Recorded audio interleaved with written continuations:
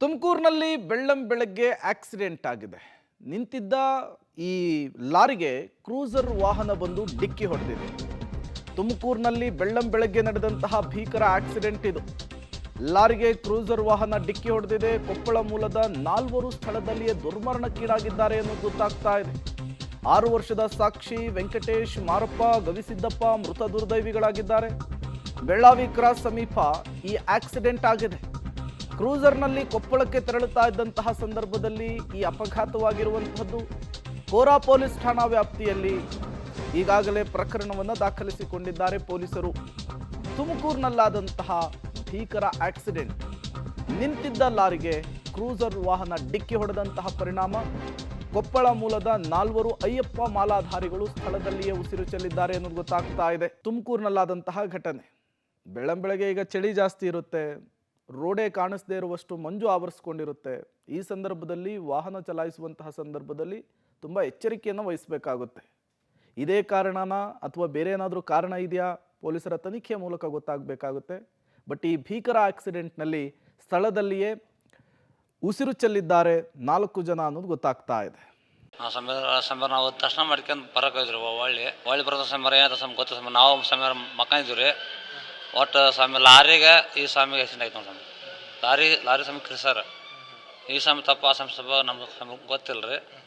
4 ಮಂದಿ ಸ್ವಾಮಿ ಸ್ವಾಮಿ ಮ್ಯಾಗ ರೀ. 4 ಮಂದಿ ನನ್ನ ಮಗಳೊಂದು ಸೈಡ್ ಆಗೈತೆ ರೀ ಪಾಪ. ನಮ್ಮ ಸ್ವಾಮಿ ಕುಕ್ನೂರು ರೀ. ಹ್ಞೂ ಸ್ವಾಮಿ. ಕೊಪ್ಪಳ ಜಿಲ್ಲೆ ಸ್ವಾಮಿ. ನಾವು 5ನೇ ತಾರೀಕು ಸ್ವಾಮಿ. ಹ್ಞೂ ರೀ. ನಾವು 11 ಮಂದಿಗೆ ಸ್ವಾಮಿ ನಮ್ಮ ಗಾಡಿಯಾಗ. ಹ್ಞೂ ಸ್ವಾಮಿ. ಡ್ರೈವರ್ ಸ್ವಾಮಿ ಹೇಳಿದ್ರಿ 11 ಹ್ಞೂ ಸ್ವಾಮಿ. ಸ್ವಾಮಿ 6ನೇ ತಾರೀಕು ಮುಗಿಸ ಸ್ವಾಮಿ. 6 ಅಲ್ರಿ 7ನೇ ತಾರೀಕು ಸ್ವಾಮಿ. 7 ಹ್ಞೂ ಸ್ವಾಮಿ. ಇದಕ್ಕೂ ಸ್ವಾಮಿ ಇದು ಸ್ವಾಮಿ ನಿನ್ನ ಇದಕ್ಕೂ ಸ್ವಾಮಿ